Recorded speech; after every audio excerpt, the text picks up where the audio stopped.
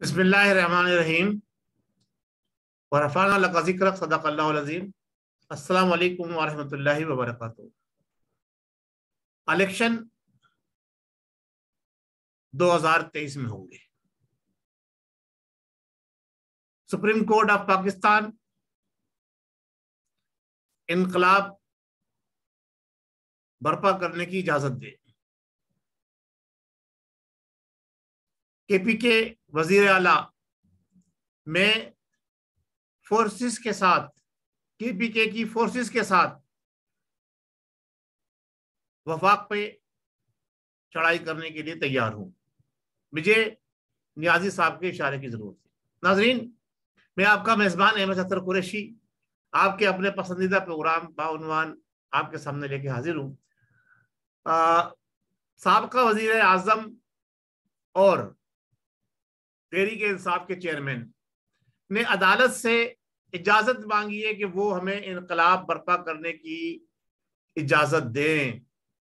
हम दोबारा इस्लामाबाद आना चाहते हैं, हमारे रास्ते में रुकावटें खड़ी ना की जाएं, हमें शेल्टर प्रोवाइड किया जाए, पुलिस आंसू गैस इस्तेमाल ना करे, लाठीचार्ज ना करे, हमारे लिए रास्ते संवारे जाएं, फूल पत्तियों का इंतजाम किया जाए। और हम बारात लेके आ रहे हैं और पटाखे फोड़ने के लिए और आतिशबाजी करने के लिए केपीके के वजीर आला हमारे साथ होंगे, उनकी मुसल्लह फौज हमारे साथ होगी और सरकार का जो असला उन्हें दिया गया है वो सरकारी वसाइल इस्तेमाल करते हुए वहाँ पर जो सकाफत है दरअसल हकीकत केपीके की कल्चर की कि जनाब अली शादी ब्याह और खुशी के मौके के ऊपर जनाब अली वो हवाई फायरिंग की जाती है, तो वो तमाम असला जो सरकारी है वो इस्तेमाल करेंगे और वो जनाब अली उनके साथ शामिल होंगे। उन्होंने कहा कि बस इमरान साहब के इशारे की जरूरत है। ये एक अजीब सी कैफियत पाकिस्तान के अंदर इस शख्स की वजह से, एक फर्द वाहिद, मैं आपको बता दे रहा हूं, इस एक फर्द वाहिद को सुप्रीम कोर्ट पता नहीं क्यों इतना अहम ले रही है। पहले पाकिस्तान का बेड़ा गर्क, तमाम इदारों की बदनामी, तमाम इदारे, चाहे वो सिविल हो, चाहे मिलिट्री हो, चाहे फोर्सेस वाले इदारे हो, जो भी हो, अब रह दे कर एक अदलिया बची थी, अदलिया की भी बेतौकीरी करने में इस शख्स ने कोई कसर नहीं उठा रखी। एक जरा सा फैसला खिलाफ आ जाए तो सारे जो है वो गद्दार और धोखेबाज और पिछली हुकूमत के लगाए हुए उनके वफादार, उनके तलवे चाटने वाले, और खुद कहाँ कहाँ तलवे चाटता रहा। ये जनाब अली वो जो वीडियो लीक हुई है मलिक रियाज की और जरदारी साहब की बातचीत की, वो उसने सारी पोल खोल दी। तो अब आप ये बताइए कि एक ऐसा शख्स जो हर तरीके से पाकिस्तान के हर इदारे की दुनिया भर में जगहसाई कराना चाहता है, अब उसने अदालत को निशाना बनाया हुआ, जजों को निशाना बनाया हुआ है। तो अब इनको इनको इनको भी रिगड़ा लगना चाहिए। और मैं ये कहता हूं कि हमारे इदारे पता नहीं क्यों इतने बड़े बड़े जिम्मेदार लोग, इतने बड़े बड़े ओहदों पे फाइज, इतने बड़े बड़े काबिल लोग जो सुप्रीम कोर्ट के जज बने हुए और फिर चीफ जस्टिस ऑफ पाकिस्तान, उन्होंने क्या सोचकर हुकूमत के जो कार्रवाई थी, जो गवर्नमेंट के काम थे, उसमें खुद नोटिस लेके मदाखलत की और इनको एक सेफ पैसेज दिलवाया। चलिए ठीक है, इस हद तक मान लेते हैं कि चलो खून खराबे से बचने के लिए, क्योंकि उन्होंने तो कहा था ये जो ना खूनी रैली होगी, खूनी जनाब रैली होगी, चलो उस खूनी रैली से बचने के लिए। लेकिन फिर ये देखें कि उसका रिजल्ट क्या आया। आपने रिलीफ दिलाया, जब आप असकुत नोटिस ले लेते हैं वजीर आजम पाकिस्तान के इन अहकामात के ऊपर, बड़े सोचने की बात है नाज़रीन, बड़ा उस पर गौर कीजिएगा। वजीर आजम पाकिस्तान के जो वजीर आजम अवाम की मैंडेट से आया, जो असम्बली में जनाब अली अपनी अक्सरियत साबित कर कर आया, सही है, उसके उस एक्शन पर आप खुद नोटिस ले लेते हैं कि जनाब अली तबादले और जो मनपसंद लोगों को पोस्टिंग नहीं की जाएगी, पोस्टिंगें रोक दी गई। सुप्रीम कोर्ट के ऑर्डर के जरिए तबादलों को और पोस्टिंगों को रोक दिया गया, जो कि एक खालिसतन इंतजामी मसला था। उसमें ना कोई हंगामा हो रहा था, ना कोई मार कुटाई हो रही थी, ना कोई लूट मार हो रही थी, ना किसी की जायदाद जा रही थी। जी वो अपने हक में इस्तेमाल करेंगे। लेकिन जो शख्स सुप्रीम कोर्ट के अहकामात की खुल्लम खुल्ला खिलाफ वर्जी करके, अलल एलानिया खिलाफ वर्जी करके कि मैं डी चौक पे जा रहा हूं, सब लोग पहुंचो, मैं वहां पहुंचूंगा, सुप्रीम कोर्ट ने रेड जोन से बाहर रहने के लिए एक खास जगह की निशानदेही की कि आप यहां जाकर अपना जलसा कर लें, और उस शख्स ने सुप्रीम कोर्ट के अहकामात की धज्जियां उखाड़ के फेंक दी। सही है। और फिर लाइन ऑर्डर की सिचुएशन किस तरह कितनी कंट्रोल हुई वो आपके सामने, गलाओ जलाओ गिराओ और मार कुटाई सब कुछ ही। अब सुप्रीम कोर्ट सो रही, अब सो मोटी नोटिस नहीं लिया जा रहा। अभी भी सुप्रीम कोर्ट को 24 घंटे गुजरेगा, जब ये प्रोग्राम आपके पास आ रहा होगा उस वक्त तक 24 घंटों से ऊपर टाइम हो चुका होगा कि सुप्रीम कोर्ट को जनाब अली इतना टाइम मिला कि केपीके का वजीर आला एलानिया अपनी तकरीर में यह बात कर रहा है कि अगर नियाजी साहब हुक्म करें मैं फोर्स लेके जाऊंगा और चढ़ाई करूंगा वफाक के ऊपर, यानी सूबाई हुकूमत वफाकी हुकूमत पे तोपों और गोलियों को बरसाने के लिए तैयार है। ये एलानिया धमकी दी जा रही है। इधर नियाजी साहब भी धमकी दे रहे हैं सुप्रीम कोर्ट को, हमें इजाजत दो इस्लामाबाद आने की, चढ़ाई करने की, रास्ता हमारा साफ करो। नहीं दिया तो हमारे पास दूसरा ऑप्शन। अब सुप्रीम कोर्ट ऑफ पाकिस्तान अभी तक खामोश है, खामोश तमाशाई बनी हुई है। ऐसी क्या गिद्दड़ सिंगी है, जजों की ऐसी कौन सी कमजोरी है जो नियाजी साहब के पास है, या जर्नलों की ऐसी कौन सी कमजोरी है जो नियाजी साहब के पास है, जिसकी वजह से जर्नल भी खामोश है, जजेस भी खामोश है। नियाजी साहब को जो दिल चाह रहा है वो जो है वो अपने मुंह से जिसे ओल फोल बक रहे हैं।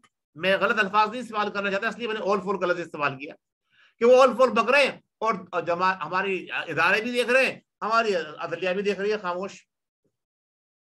ये वक्त पाकिस्तान की आवाम को पहले तो इन्होंने एक नस्ल को बर्बाद कर दिया, उसके खिलाफ एक्शन होना चाहिए था। झूठ पर झूठ, झूठ पर झूठ, जैसे वो होता ना अदालत का अंदर, तारीख पर तारीख, तारीख पर तारीख, तारीख पर तारीख, और फिर तारीख, और दादा यानी दादा से चली तारीख, पोता भी गुजर गया।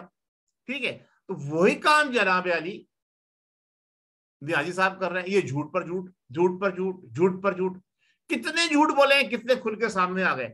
लेकिन वो चिकने खड़े हैं, कोई शर्म है नहीं। वो इनके जो बड़े सपोर्टर थे, सबसे बड़ा सपोर्टर शेख रशीद तो गायब हो गया। वो धरने से दो दिन पहले तक चीज ये हो जाएगा, खूनी दिन का धरना होगा, खूनी रैली होगी, ये होगा, फलाना होगा, 2 दिन पहले रुपोश हो गए, गायब हो गए, और अभी तक गायब हो। उनके किसी ने क्या उनको घोल के पिलाया कि अब वो खामोश है। दूसरे वो फवाद ये भी देखे, मैं बता दूं आपको, फवाद चौधरी तो निकलने वाले हैं। किसी वक्त भी आपको पता चलेगा जब उनको नजर आ गया ना कि अब कुछ नहीं रखा। देखिए धरना रैली वो तो नाकाम होनी थी, क्योंकि नियाजी साहब का असल चेहरा खुलकर आवाम के सामने सोशल मीडिया से लाके रख दिया। इसमें हुकूमत को कोई क्रेडिट नहीं जाता, हुकूमत को कोई क्रेडिट नहीं आता, बल्कि हुकूमत ने तो उनको तकवीत दी हर जगह पर। जब हुकूमत अपोजिशन में थी उस वक्त भी हुकूमत ने उनको तकवीत दी। अब हुकूमत, अब ये लोग हुकूमत में आ गए, अब भी उसको तकवीत दे रहे हैं। पब्लिक ने, सोशल मीडिया ने और लोगों ने नियाजी साहब का कच्चा छट्टा खोल के आवाम के सामने रख दिया, सारे झूठ। और जो उनके धरनों में रंगरेलियां मनाई जा रही थी, जनाब अली हम इंपोर्टेड हुकूमत कबूल नहीं है, और सारे वज़रा जो है वो बाहर से आए थे। जनाब अली नाच गाने, ढोंग बताशा, मदीने की रियासत, वो सब चीजें सामने आती चली गई। तो अल्लाह की लाठी बेआवाज है, उसके यहाँ देर है अंधेर नहीं है। जो कुछ भी पाकिस्तान के साथ हो रहा है, जो बुरा करता है पाकिस्तान के साथ, वो कभी पनप नहीं सकता। मैंने तो इस बात को नोट किया है और देखा है, तजर्बा सामने देखा है। जिसने पाकिस्तान के लिए छोटी सी कुर्बानी दी, अल्लाह तबारक व तआला ने उसका मजार बना दिया। और जो पाकिस्तान में 9 साल तक इस्लामी निजाम लाता रहा, उसको क्या मिला आप देख लें। इस्लामाबाद में कैसे रांगे दरगाह हुआ पड़ा हुआ है, खबर लेके छोटी सी, उसकी पता नहीं कितनी हड्डियां कितनी बोटियां उसकी खबर में गई, ये भी नहीं पता। और जिसने पाकिस्तान को इस्लाम का नाम दिया, कॉन्स्टिट्यूशन दिया, वो देख लें आप गड़ी खुदा बख्श में जाकर। तो बात इतनी सी है कि अब मुल्क को किस सिमत पे लेकर जाया जाएगा किसी को कुछ नहीं पता। मौजूदा हुकूमत भी जो कुछ छोटे मोटे अभी इकदाम नजर आए हैं, उसमें सबसे अहम बात ये जो नजर आई, जो उन्होंने ये कमेटी बनाई है, उस पर मैं अप्रिशिएट करता हूँ प्राइम मिनिस्टर साहब को, कि जो मिसिंग पर्सन का एक दरीना मसला था, उस पर जो कमेटी बनाई गई है और चारों सूबों से उसमें नुमाइंदगी डाली गई है, इट्स वेरी एक्सीलेंट जॉब।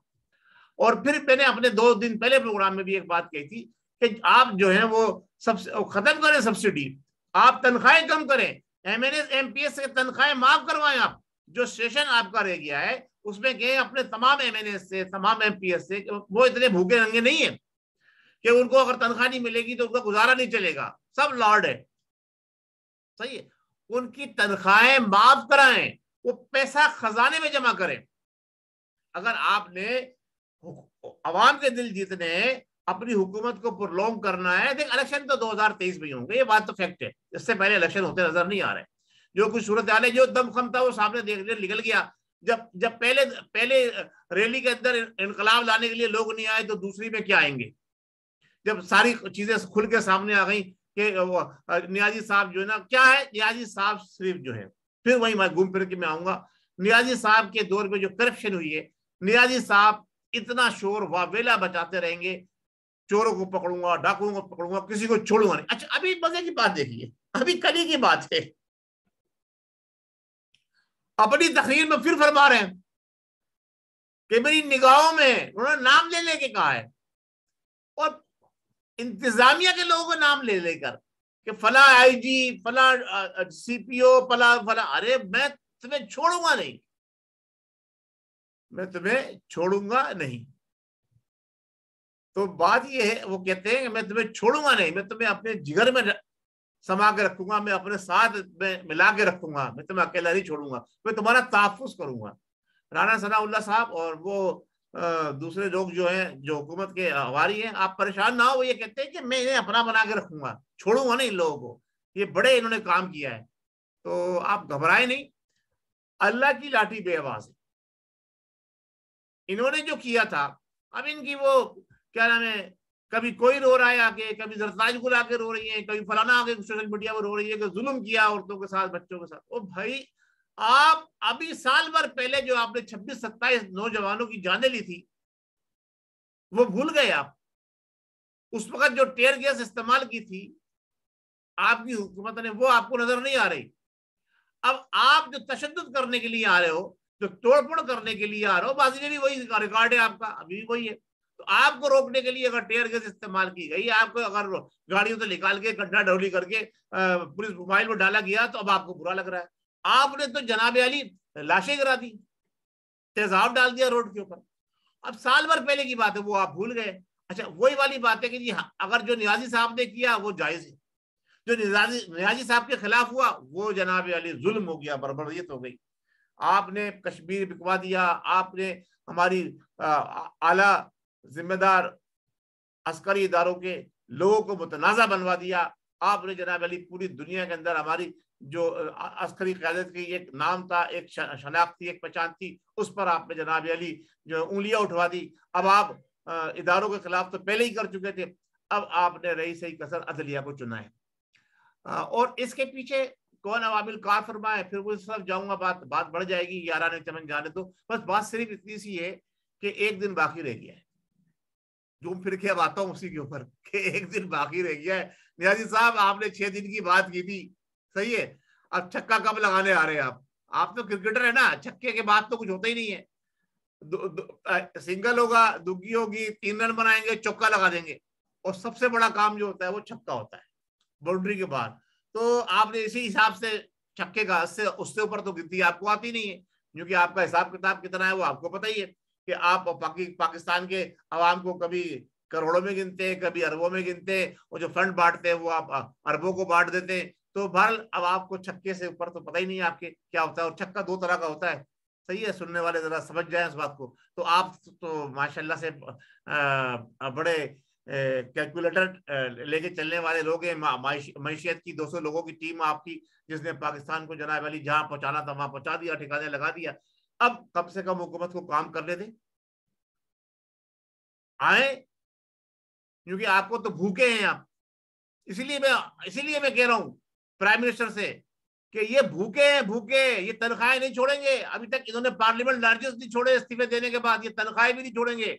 लिहाजा आप अभी फौरी तौर पर रेजोल्यूशन पास करें और तमाम एमएनए और तमाम एमपीएस की जो भी उनको रिलीफ दिया जा रहा है सिवाय रहने के जगह देने के, बाकी सब चीजें वापस ले लें, कोई नहीं मरेगा। लेकिन रियाजी के चाहने वाले जो ना, उनको सबक हासिल हो जाएगा। ये आएंगे लौट कर, मैं बता दूं आपको, ये दोबारा आएंगे लौट के, फिर असेंबली में बैठेंगे जैसे पहले इन्होंने किया था। सही है, धरना देके हमने इस्तीफे दे दिए, ये असेंबली इस काबिल नहीं है कि इसमें जाया जाए। अभी भी इन्होंने ये कहा कि हम चोरों डाकुओं के साथ नहीं बैठेंगे, हम असेंबली से बाहर जा रहे हैं। फिर आके बैठेंगे, ये फिर आगे बैठेंगे। 6 तारीख को फैसला होगा, बुला लिया स्पीकर ने क्या नाम है एमएनएस को। आइए देखते हैं कितने लोग उसमें से जनाब अली मुकरते हैं और कितने लोग जो है वो कहते हैं जी हमें माफ कर दें खुदारा। देखते हैं, अल्लाह मालिक है। पाकिस्तान अल्लाह तबारक व तआला इसको कायम दायम रखे और पाकिस्तान की आवाम को जो है शऊर हासिल होता चला जा रहा है। इंशाअल्लाह आइंदा आने वाले इलेक्शन जो होंगे वो दूध का दूध और पानी का पानी करेंगे, जो 2023 में होंगे। शुक्रिया। पाकिस्तान जिंदाबाद।